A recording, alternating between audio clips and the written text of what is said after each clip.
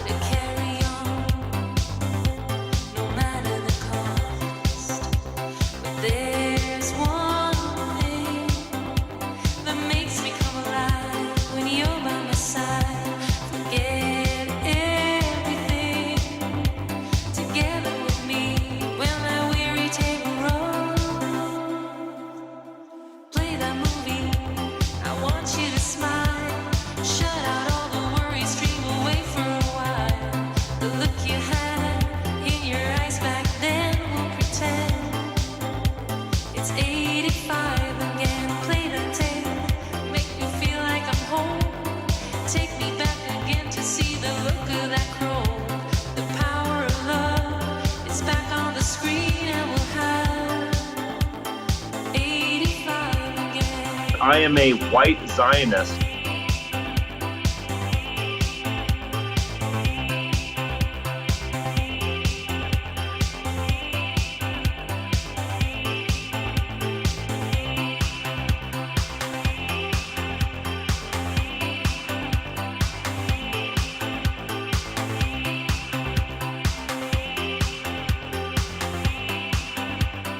And we are a kind of revolutionary movement that is analogous to the Bolsheviks.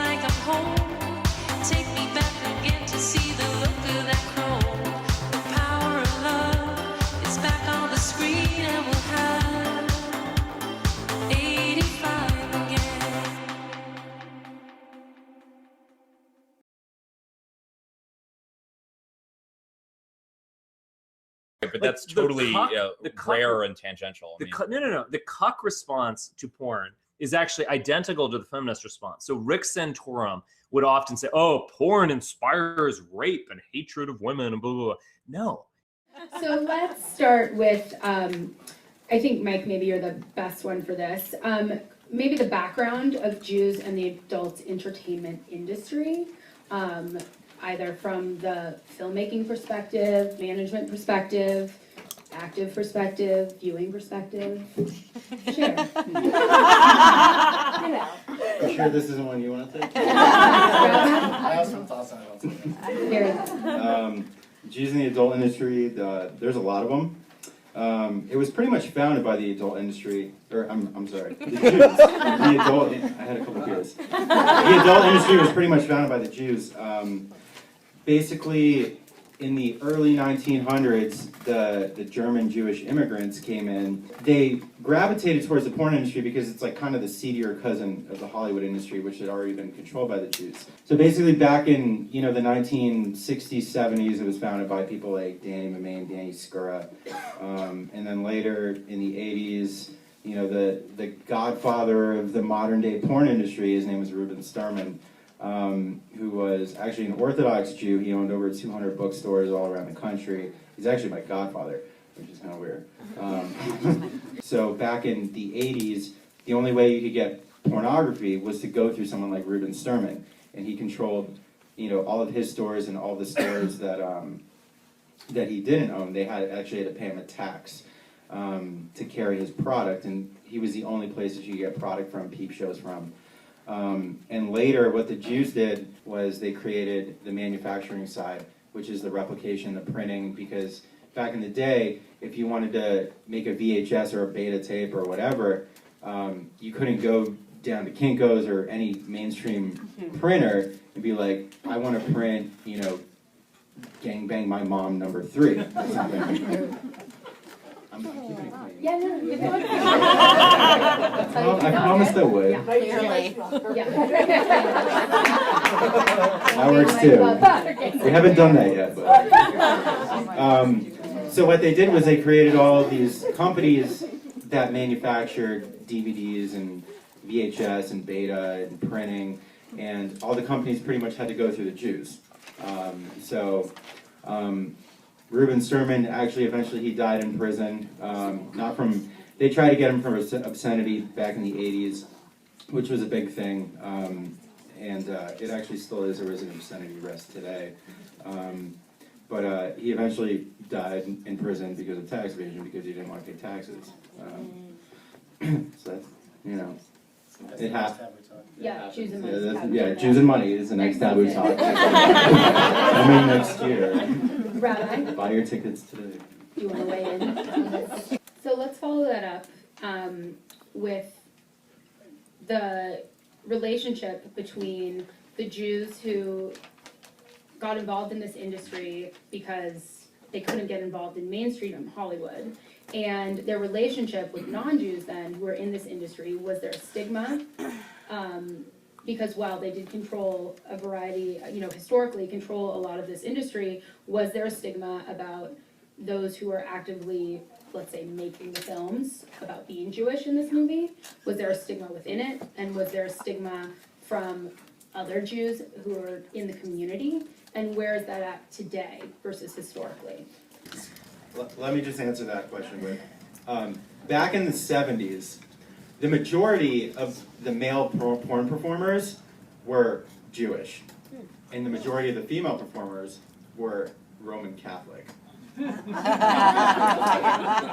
if you look at the names from like the classic porn stars, you got Ron Jeremy, which isn't really Jewish, but you have Herschel Savage. Is that his real name or his porn name? That's his porn name. Herschel was his porn name? That's not the one I would pick.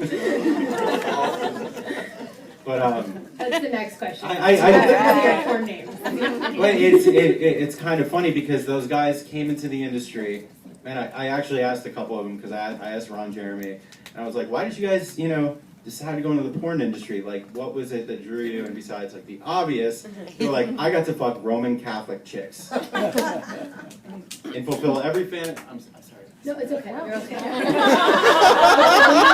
Okay, you'll know. And to fornicate with Roman Catholics and fulfill like every fantasy that every Jewish boy has ever had. So I think the Jewish performers, they've always been really prevalent in the industry, and even now Ron Jeremy is still, you know, like one of the most well-known performers. James Dean, Joanna Angel, Daphne Rosen, there's a bunch of them. The business side is still controlled by Jews.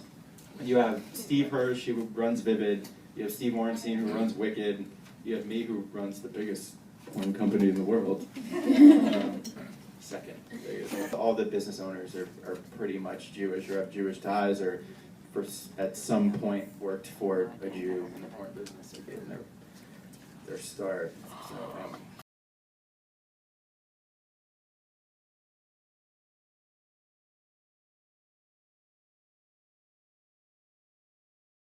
So, For good and for ill. For instance, porn. Some forms of porn have been given to the types of people who, due to their for a very strong degree, like physical problems, just they're just deep innate character flaws, are child molesters. Giving them certain types of porn can actually prevent greater child molestation. I can think of other methods, but obviously I can think of other methods. But you know, in terms of the world we live in, I don't oppose it. But that actually proves the point. Right. If you go to any porn site, you're pretty instantly going to get a pop-up of a girl who looks about 12 with braces taking a dick half her size. What they're trying to do is sell that like pedophilic fantasy, and it's very common. Like honestly, if you're a girl and you're 18 or 19 or 20 and you look underage, like you are gonna get bucked. Like fuck. They just want the most extreme things they can think of. I was on this set once in Florida. Florida is known for this like thriving amateur industry. Like so many of these very young looking 18-year-old girls are coming from Florida, and I grew up in Florida, and it's because that culture is backwards as fuck probably. That's from what I can say. I get a last minute booking for a scene. No one really told me anything. I didn't even know who I was working with, and I didn't usually care when it came to girls because they just are less problematic than guys for me. Let's leave it there. And when I get there, you know, we're getting makeup and stuff, the girls get there and they're literally like, they weren't just 18. They were 18 in December. They had both just turned 18 within the past couple weeks. Like literally these girls should have been in high school at this time. Like they literally should have been sitting in a desk. Like this wasn't the weekend. This was like a Monday. Why weren't you fucking in your senior year of high school? Like what is going on? And like, no, oh, we dropped out. We dropped out of high school to do porn.